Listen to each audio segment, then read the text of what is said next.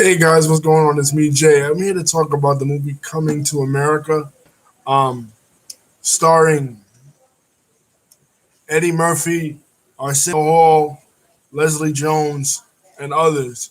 It's a sequel to the 1980, 1989 version of the movie called um, the 1989 movie of the same name, and it's basically the story is that Akeem, who was played by Eddie Murphy, who was the prince in the original 1989 version, has now has a long lost son who is who he just found out about. Basically, it is um, in order to for him to become king of Zamunda, he has to have a male heir to his throne, and this male heir um, has to be a um, he has only girls. He has no male heirs, so he has to go to America to find his heir of this affair that he had with Leslie Jones 30 years ago. What did I feel about this movie? I felt that it didn't need to be made. It was kind of redundant. It was kind of the same storyline that they used in the 1989 version in this version.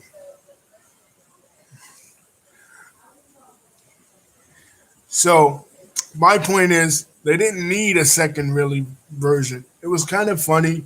Some of the jokes hit, some of them didn't. The scene that I laughed out loud about was when Leslie Jones said, "Well, why is these mashed potatoes black?" And meanwhile, it was caviar. Because the basic premise of it is that it's a clash of civilizations and a fish out of water story, kind of like King Ralph, kind of like The Nanny, where a common person comes into contact with a rich person. So you have these common people from Queens, played by Leslie Jones, who plays the mother of the kid Lavelle, Mary, and his uncle Reem, who is played by Tracy Morgan. A lot of the funny parts too, they come from Tracy Morgan. Tracy Morgan's interactions with Arsenio Hall. Arsenio Hall is reprising his role as Sammy, who in the original version was the second to Eddie Murphy when he came to Queens. But I don't know what like about it. I love the scenery parts. We got to see more of Wakanda. Excuse me, not Wakanda. Zamunda. They make reference to not Lisa. No, not really. Um, I felt it wasn't that funny. To be honest with you, like I said, some of the jokes hit, some of them they didn't. I liked the cameos, a lot of the cameos. The cameo with Morgan Freeman um, at James Earl Jones's funeral, which the funeral I initially I did like it, Lisa, but upon a second watching, I didn't hate it, but I didn't love it. You misunderstood me. I I liked it a little bit, but I felt when I watched it a second time that it wasn't great. You know what I mean? It was kind of redundant. You know what I mean? Like it's the same basic premise as the original version, just reversed. Instead of Eddie Murphy coming to America to find a queen, the kid goes to Zamunda and he falls in love with his barber, the woman cutting his hair. They make references to the barbershop series, to the beauty shop. And one of the jokes, I'm telling you the parts, Lisa, that I did enjoy. There were parts that I did enjoy. I didn't hate the movie, but I wasn't really in love with the movie. But one of the parts I did like was when they're in the garden and she's saying that American entertainment is superior to Zamundan entertainment.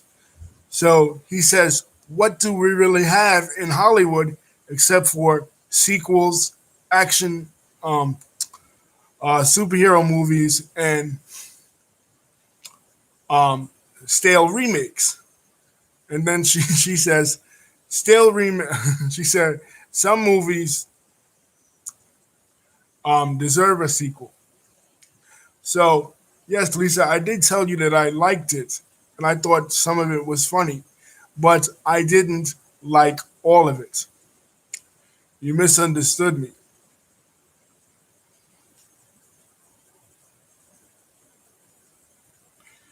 What would I have done differently? I would have, instead of the whole thing of where he has an illegitimate son and he has to go back to America, what I would have done was just cut the son out completely and just make it about the daughter. Why do we even need the son?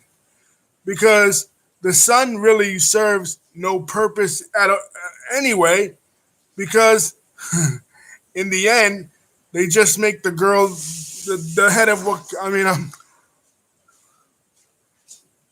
So why do we need the subplot of the son just for an excuse for him to just go back to America? We don't need that subplot of the son and the mother. They cut the son out completely in the end anyway. Just make it about the daughter and make it about the daughter challenging um, sexist assumptions in Zamunda. I know Wakanda, yeah, Wakanda, because they're two fictional African countries, and a lot of people get them, you know, the two most famous fictional African countries, Wakanda and Zamunda.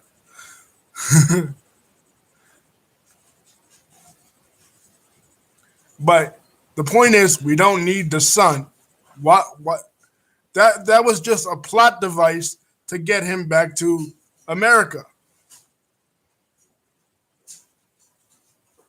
No. Do I think Eddie Murphy's character was still funny? No, because he turned into James Earl Jones anyway. So basically everything he said in the original about changing society, changing the way things were, it all was negated throughout the entire movie. And then at the end, when he's having the discussion with John Amos and the McDowells, then he finally he has his come to Jesus moment, and he realizes, you know, I was wrong this whole time. I contradicted myself completely.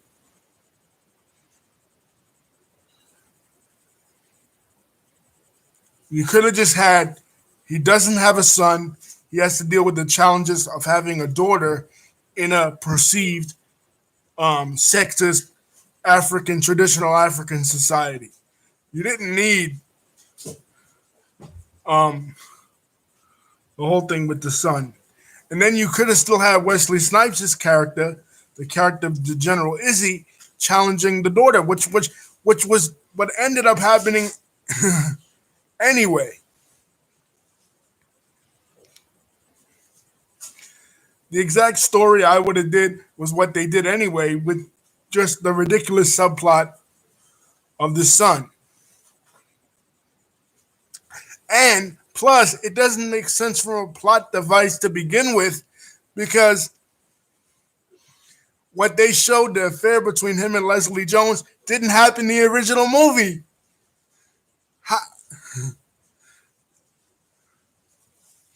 In the original '80s version, he does go out with the twins.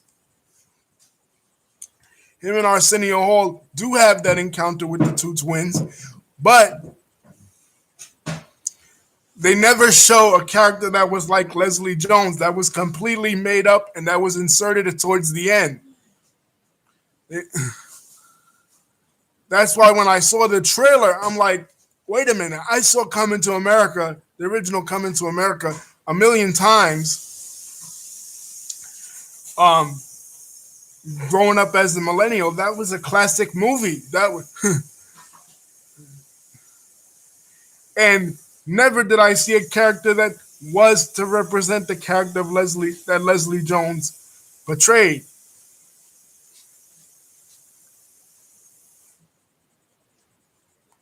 So that was inserted out of nowhere. What was the point of that? Um,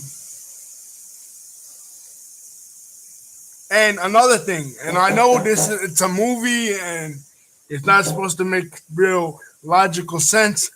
If these barbershop men were already old in the 1980s version, these guys would probably be ancient by then, and some of them would be passed away.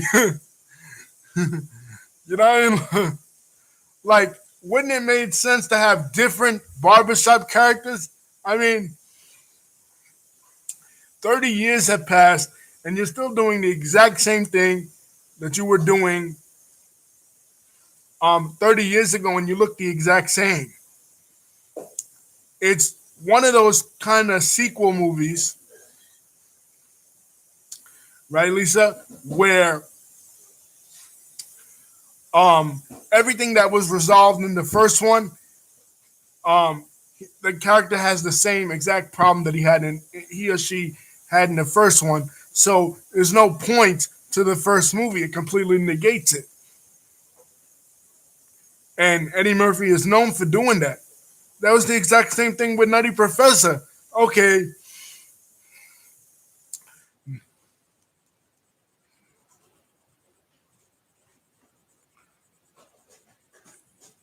yeah, they wanted the characters, but that's just fan service. It doesn't really make logical sense. They wanted those characters because that was the funniest part, one of the funniest parts of the original movie. But what I'm saying is, like Nutty Professor. In Nutty Professor, Sherman Klump goes through the exact same thing, almost the exact same story, beat for beat, with the exception of getting married that he with Janet Jackson that he did with Jada Pinkett Smith. You know, so if he's not doing something new, he's doing the exact same thing. What's the point of having a sequel? And really, how do you have a sequel to a movie like that? Um, Really,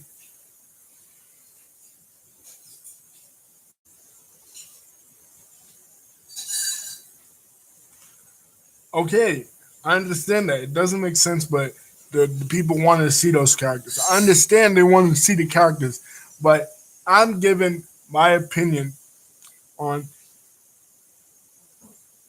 what I think about it. You might not agree. You might think that that part was funny, but I I didn't care for it. I thought the movie could have did without it. Um, because what other than trying to it wasn't that the jokes weren't that funny. The jokes were funnier when they said them back in 1989 than they are now.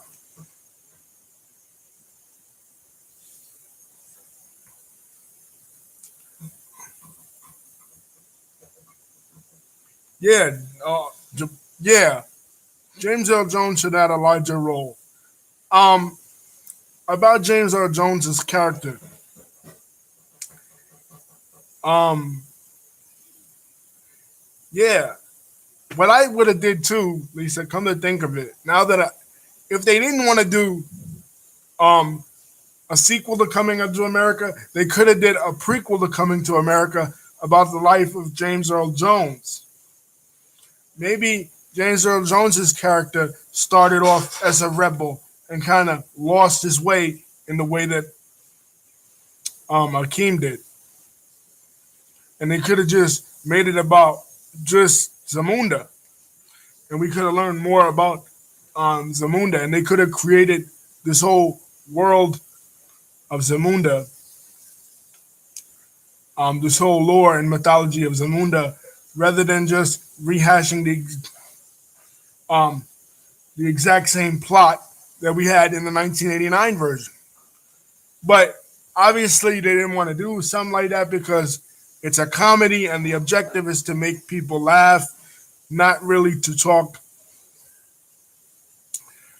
so much about culture. But the problem with something like this, some of the jokes have to do with modern day pop culture, um, and 10 years from now, 20 years from now, the jokes will not be funny anymore.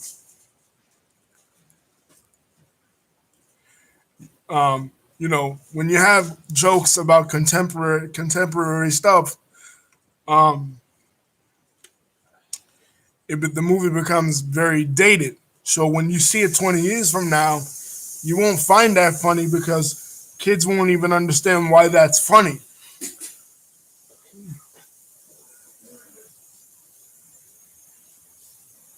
Um, um, like I said, the strongest point of this is the cameos. The Gladys Knight scene, the scene with Salt and Pepper, the scene with In Vogue at James Earl Jones's funeral, Morgan Freeman with the Shawshank Redemption reference, which it took me a while to get that. Um, like, why are they having a Morgan Freeman? They could have had the prequel about James Earl Jones's character and had um, Morgan Freeman play the father of James Earl Jones, young Jaffe. Um, that would have made more sense to me than what they did. There was no need for it. Just inserting a random son character and to put Leslie Jones in it. But Leslie Jones could have still been in it if it was a prequel version because she could have been the mother.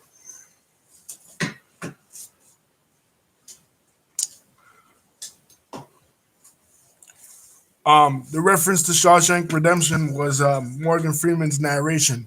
At the end of Shawshank Redemption, Morgan Freeman goes on to narrate what happened to Tim Robbins' character when he escaped. So the narration of Morgan Freeman was a direct reference to Shawshank Redemption.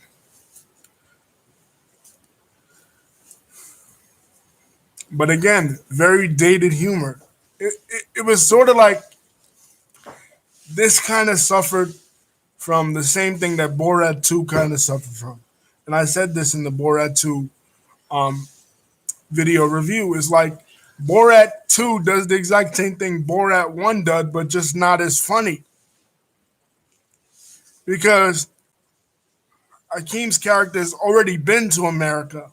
So the clashes between him and America, the culture clashes between him and America, is not as funny anymore like it was in the original, just like with the Borat movie.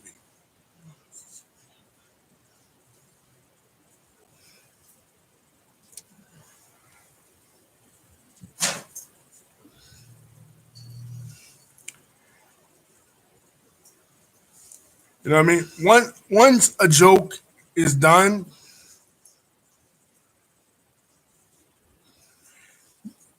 yeah, the fight scene that was pretty cool.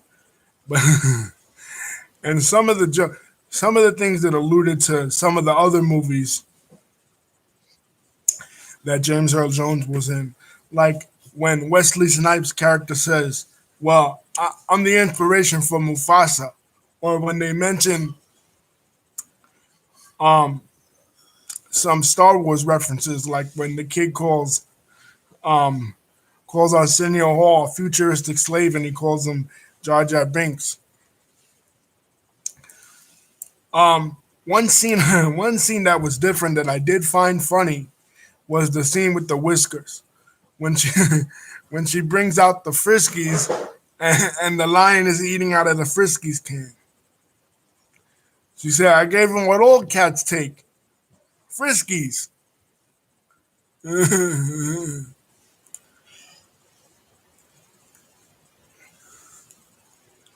Like, again, the things that mention the unique cultures, the unique cultural practices of, and the old man Baba, who was a direct reference to, of course, um, a direct reference to, of course, uh, Grafiki's character in The Lion King. So there was some Lion King, some Black Panther tied in, a bunch of um, these other type of movies that were, African esque, Afrocentric type movies. But a lot of the jokes in America, if you didn't see the original, you would never get some of these jokes. Like when the girl um, that is Wesley's wife, she's standing on one leg and barking like a dog. If you didn't see the original, you wouldn't understand why standing on one leg and barking like a dog is funny. Yeah, there was a reference to Lion King. Yep. Yep. Two references. Like I said, the old man. Look at the monkey character in Lion King, Rafiki, who was Mufasa's guide, who was the one who blessed Simba on his head. That the exact Yeah, General Izzy. And that was a reference to Black Panther as well. Because he wants to create something different. He was sort of like Eric Killmonger.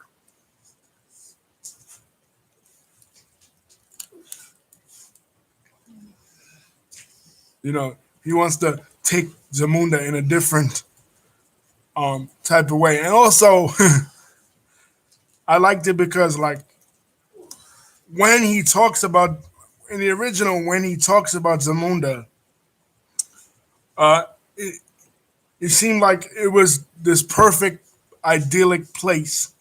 At least in the new one, at, yeah, at least in the kind of, at least it said it's kind of like the human version of the Lion King. Kinda, yeah.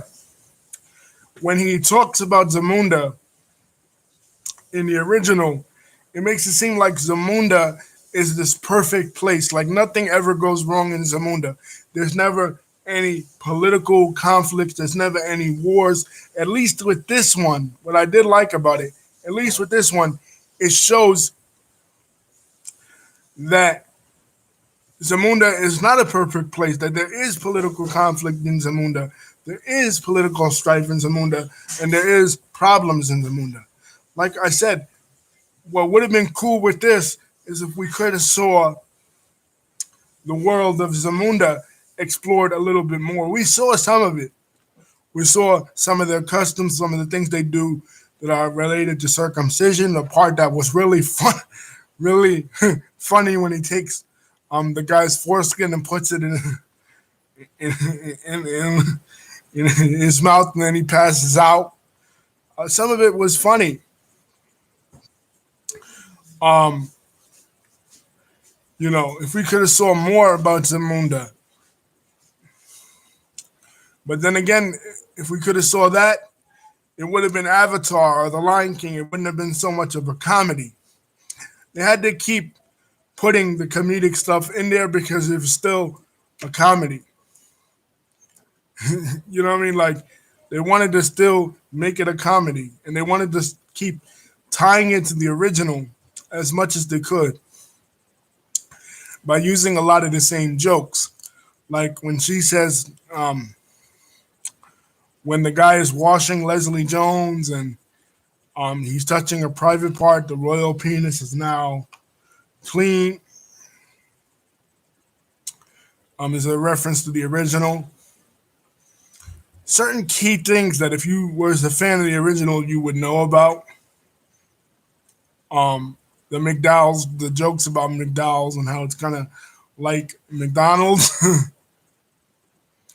The mopping part when he gets depressed and he's mopping. But other things you wouldn't really get if you would really didn't watch the original. But it takes for granted that everybody saw the original, that the people watching it seen the original tons of times and know it by heart. Um, but I think it will do. It would have been cool too if like um,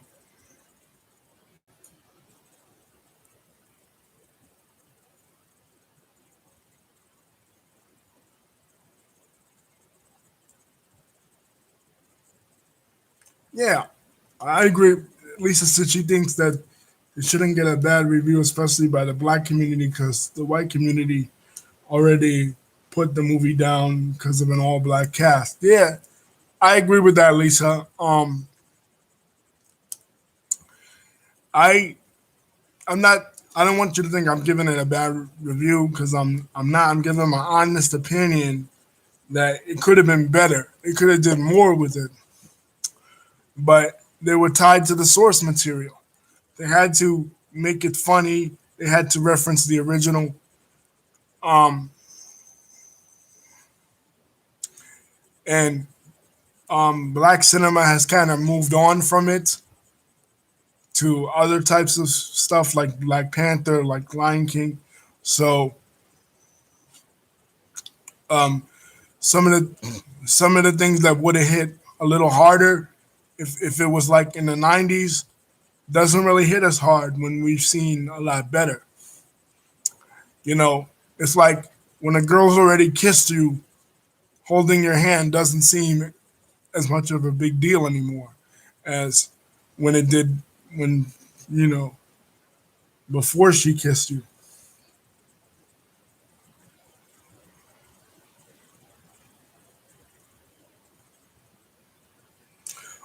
Yeah, Louis Anderson, and he makes a cameo. Louis Anderson makes a cameo in this one too. Louis Anderson is the white guy. Many people know him from Life with Louis, and he was one of the hosts of Family Feud back in the day. He's just a fat white comedian.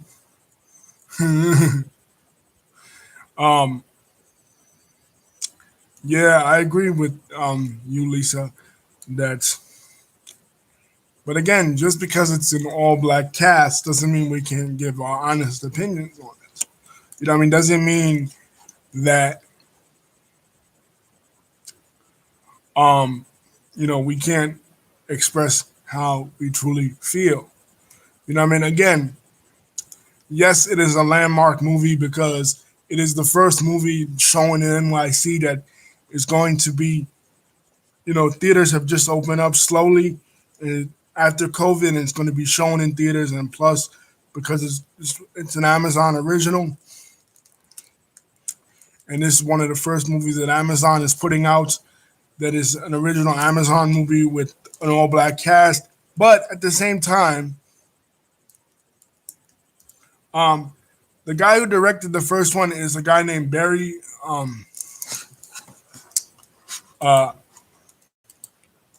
well, I think it was Barry Blaustein. Blaustein. Let me look that up. Hold on, listen.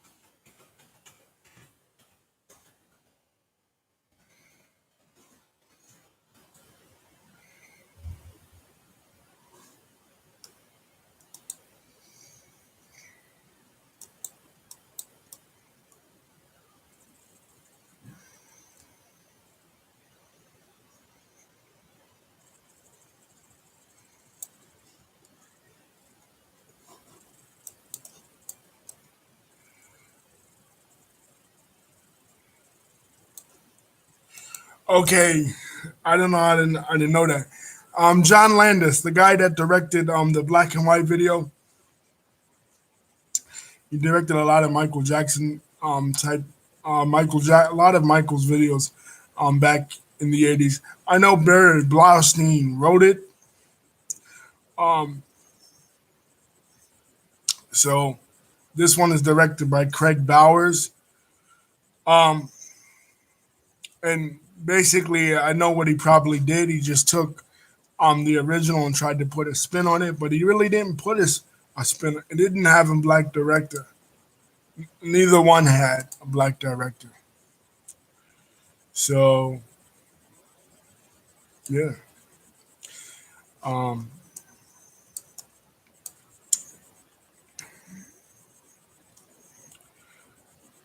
and I always wondered too about the name Akeem.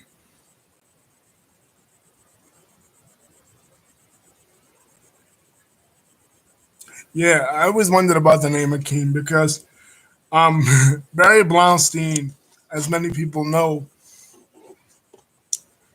uh, did a, did a documentary in 1999 about his his wrestling fandom called Beyond the Mat, and he spoke about how he was a lifelong wrestling fan. And the name Akeem, as many people know, is the name of George Gray's character in wrestling, Akeem the African Dream.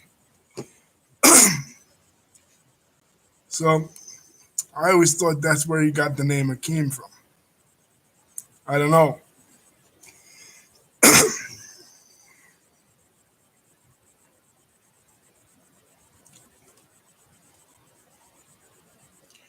but could be because Akeem is not um, a real name. It became a real name because of the movie. You know, sometimes when there is a name in a movie that is pretty cool that people never heard about before, it becomes or a piece of literature, like the case with Peter Pan and Wendy. The name Wendy never appeared in the world before Peter Pan was written in the early 1900s, and then Peter Pan, the book became such a success, The Adventures of Peter and Wendy, that Wendy became a name in popular culture. So that was kind of like Akeem. But Akeem, the wrestler Akeem, existed before this movie. So,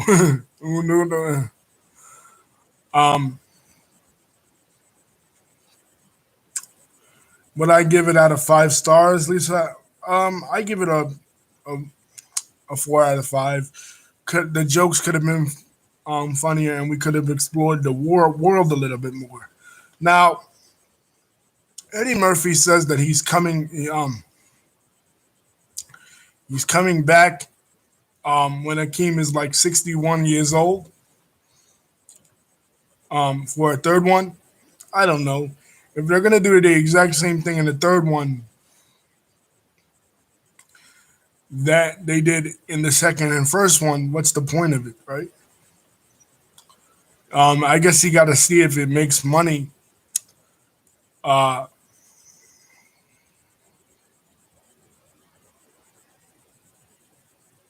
and if it doesn't make money, he's not gonna do a third one.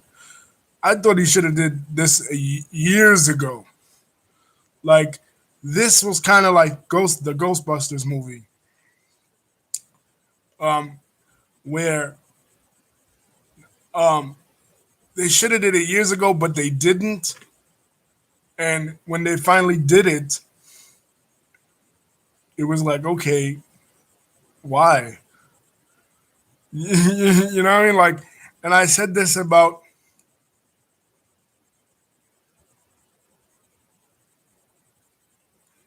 right.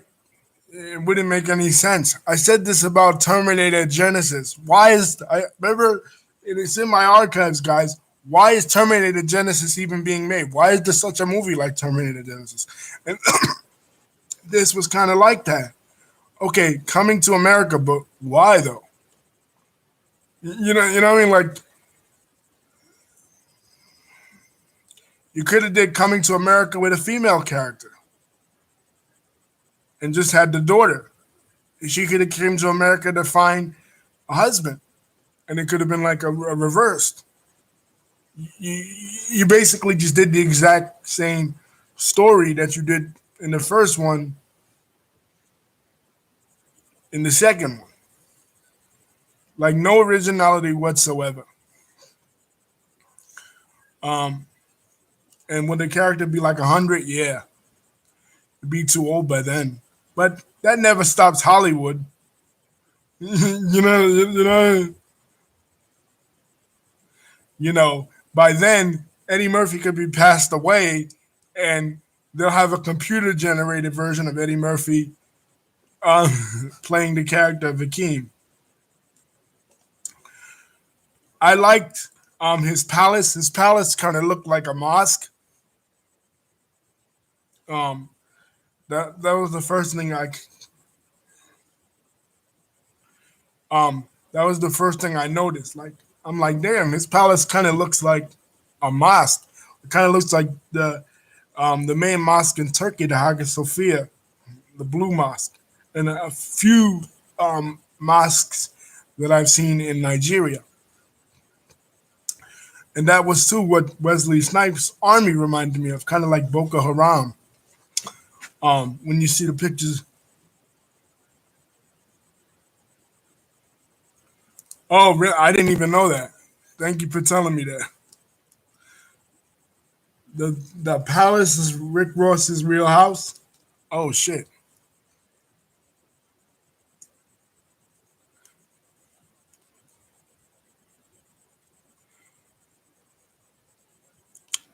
Okay, yeah, his house looks like a mosque.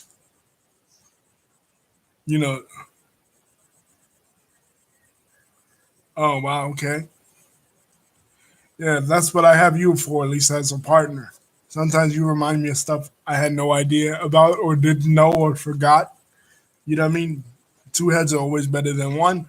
But that wasn't my first impression because I didn't even know that. But I'm like, this looks like being Muslim. It looks like every mosque that I've ever been into, the domes, the architecture with the minarets, where the muezzin goes up to. I flash, I, and I do this all the time, guys. I sometimes jump around with references, but I flash to things that are familiar to me. So I love The Lion King, so the Grafiki character reminded me of, I mean, the character of Baba reminded me of The Lion King, and a reference to it. The Akeem thing, as soon as I saw the Barry Blaustein reference, reminded me of Akeem the wrestler, and Rick Ross's house, the palace that Akeem was in, you know, reminded me immediately. I was like, damn, this is, he looks like he's living in a mosque,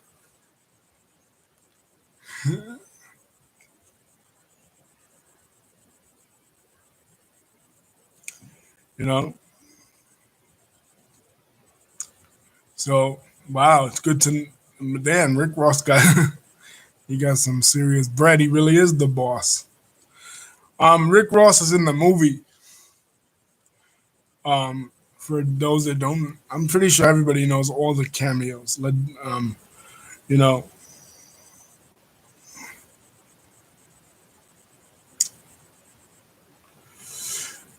yeah, Wesley Snipes was my favorite part of the movie. He plays a good villain. It reminded me of when he played the villain in Demolition Man, the movie with Sylvester Stallone. So that's the part that he's in the army. He's in um, General Izzy's army. Lisa, he's the fat guy with the beard.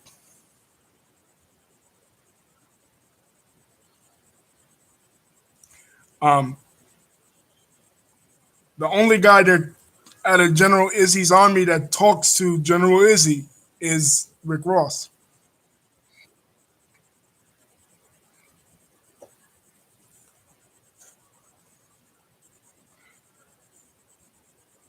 Orlando Brown is in the movie too. Um, that's the thing. That's what Lisa said is true. These cameos, this is the best part of it. You blink and you miss it. Um, you know, you gotta really pay close attention if you want to catch these cameos and these references. And the Rick and Arsenio Hall's impersonation of Rick James. Um, at the end, the Rick James impersonation is so brilliant and so funny and such a great tribute to Eddie Murphy's brother, Eddie Murphy's late brother, Charlie Murphy, um, and the Rick James skit that he helped make famous on the Chappelle Show. You know what I mean? These little things. And when him and the daughter are arguing, and she has the dress on that is the Nigerian flag, and later he has the garb on that is the Canyon flag, and the beads that are part of African, traditional African religions that are, colored beads, white, the white beads, the green, the black, um, the red, black, and green beads. But when they wear the garb, and he has,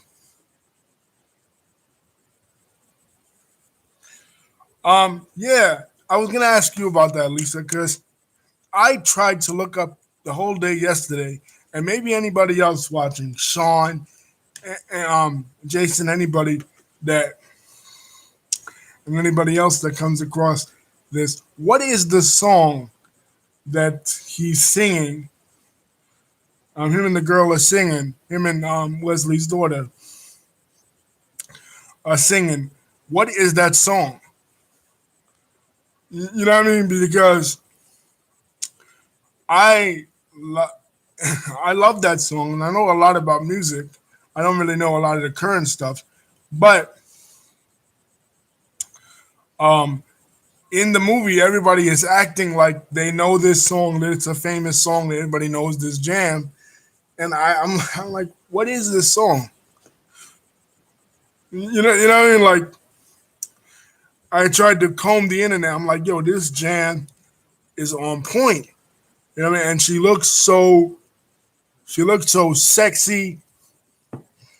And that's another thing, guys, fellas and ladies, the girls that like, girls, anybody into women. This movie has some of the most gorgeous women ever. Like the women in this movie are just bad. Like the one who plays his girlfriend,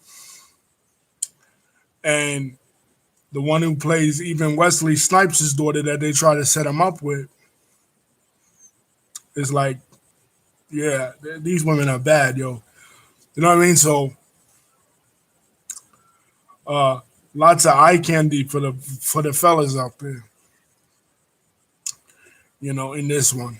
In the other one, the first one, you didn't really see no girls, no women other than Cherry Headley or Headley, the one that plays his wife.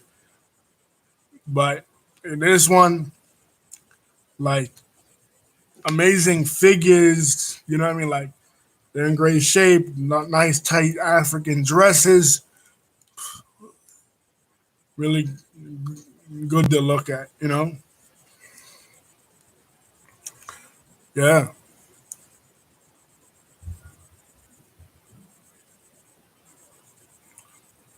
But I would love to know the name of that song. But yeah, the two girls.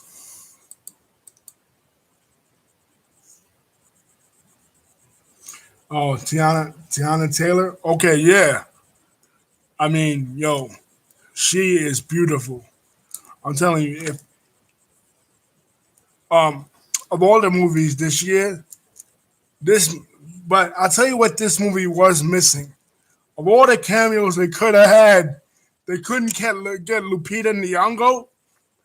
Like they couldn't somehow sneak Lupita into uh, into this movie, like that's the one cameo they missed. Okay, she's a singer. Okay, the one cameo they missed is Lupita.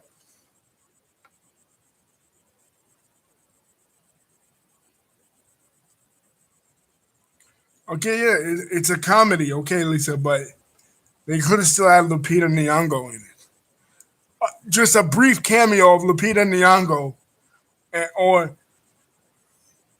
Denai Guerrera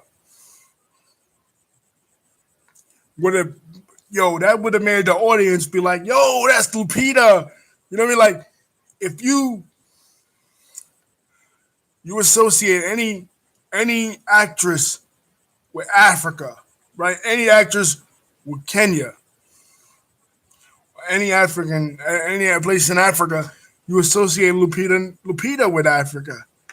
To me, you know what I mean? Like,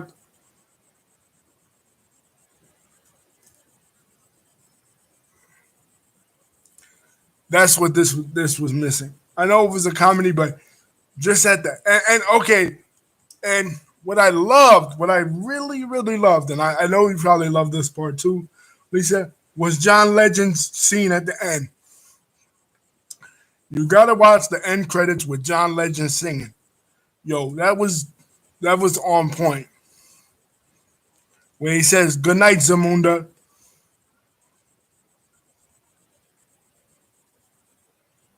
yeah, like if y'all was in the theaters watching this, I don't know a lot of people that was because, like I said, they're just opening them up. They're just opening it up now. See now, my opinion changed. Lisa, again, my opinion is gonna change a little bit because it was uh things I loved, about it, but I just think the central story of it with the son could have did without it. But like this was missing, um, man. And you know what this made me think of too? Like, imagine if the late Chadwick Boseman was alive. You know what I mean? Like he could have made a cameo in this too, not as T'Challa, right? But just like hinting at him and Akeem, to T'Challa and Akeem meeting each other.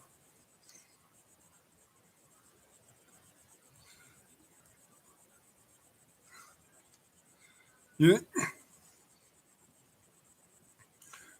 Michael Blackson. Oh my God, Michael Blackson.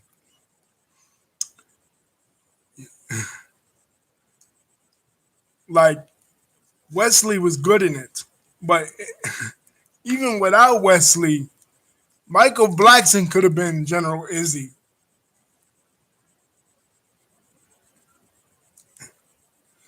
He was one of the funniest parts.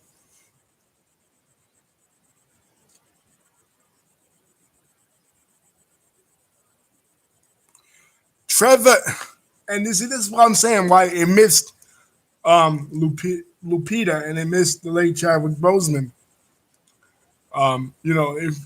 If he was alive, I'm sure they would have had it. But what I'm saying is when they got Trevor Noah, and people associate in their mind Trevor Noah with Africa. You know what I'm saying? Like you think of South Africa besides, Nelson Mandela. Who else comes to mind? Trevor Noah in modern times. And they got Trevor Noah in the movie.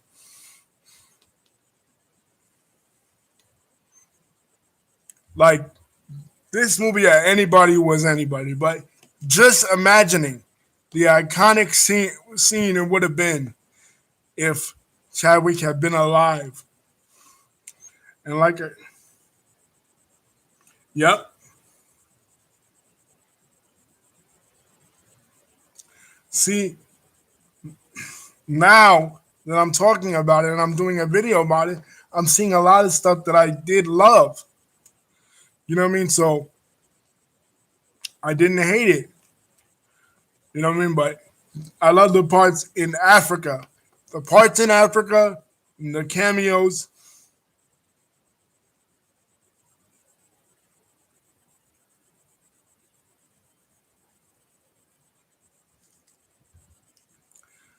right? They wouldn't have been allowed directly. Disney would have not allowed them directly to reference Black Panther meeting Akeem. Would have been awesome. Lisa, you're right. They wouldn't have been able to reference directly Black Panther, but just the meeting of the actors, Eddie Murphy with Chadwick Boseman, would have you wouldn't have to have said it. Fans would have known it already. You don't have to mention the name. Just the looking at each other, the glances at each other, the reference to it. Just a 5 minute cameo. Yo, that would have been awesome, man. You know what I mean? Um, and they reference Black Panther a lot. Even the dynamic between the son and the brother and the son. The sister and the brother kind of reminds you of Black Panther and his sister in Black Panther. You know what I mean? And when they sit on the throne, the references to Naomi Campbell and Eddie Murphy sitting on the throne and remember the time, it kind of takes you back to that too. You know what I mean? Um, just the African parts. It was kind of like Black is King. I'm like, when she wears the dress too, like when um Tiana Taylor wears the dress of the yellow dress, it kind of remind me of Beyonce's performance from a couple of years ago when she wore when Beyonce did the African esque Grammy performance. When she wore the Ochun colors, the yellow colors. You know what I mean? So that parts with Africa because um like I said in the original, when he talked about Zamunda, you always wondered in your mind, what does Zamunda look like? And they brought kind of Zamunda to life. I wish they'd have done that more. More than the scenes in the barbershop or the scenes in America. Like we know about the American part. The part that was always a mystery to people was the Zamunda part. You know what I mean? And that was the coolest. That was the coolest part of it. Wondering what Zamunda looked like.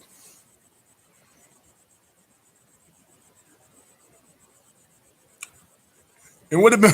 It would have. I was thinking too.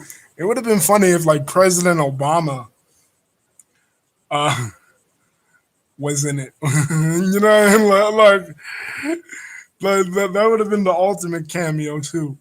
If like somehow via satellite, Akeem uh, gets into a conference with President Obama or Kamala Harris, people would have exploded. You know, in excitement. The part where he says, "Oh, well, this is where world leaders come in for a conference." When he's sitting on the throne, I thought for sure that President Obama or Michelle Obama was going to be in it. you know,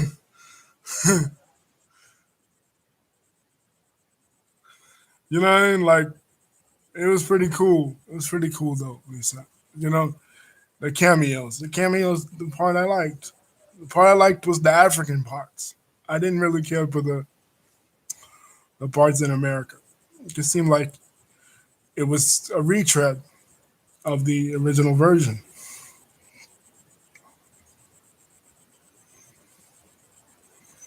And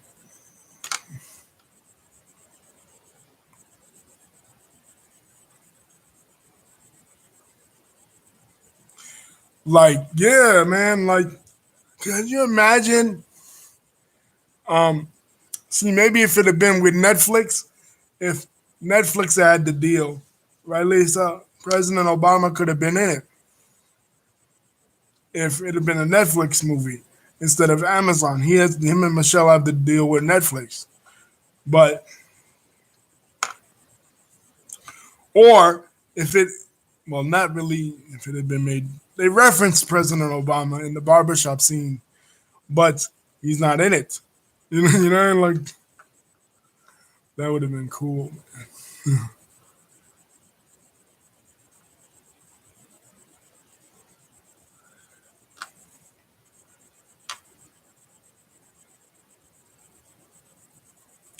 But yeah, it was cool. It was cool, and the cameos were cool. I'm a king. I'm a king. That song with um, Kendrick Lamar and Meg Thee Stallion is a good song. I like that song. Um, and just the overall aesthetic. I love African, African stuff. African clothes, the bright colors, all that kind of stuff. I love when movies have that. I love the wilderness scenes. I love that in Black as King. I love that in the Lion King 2019 version. You know, so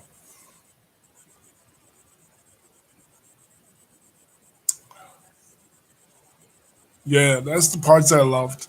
The African parts. It was just been Africa. It just been about Africa. You know what I mean? The African, the Munda part, not the American part. You cut the American thing out and still have the Zamunda story just centered in Zamunda.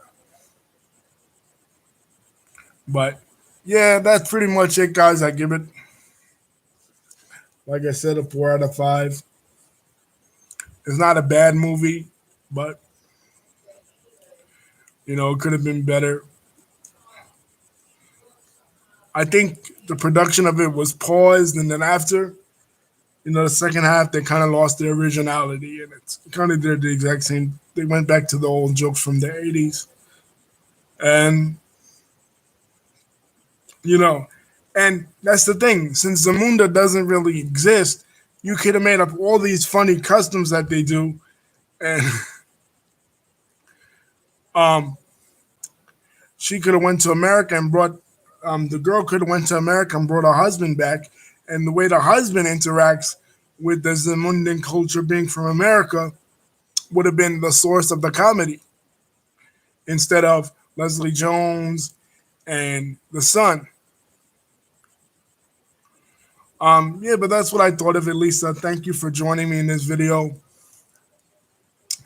Don't forget to like and subscribe. Peace.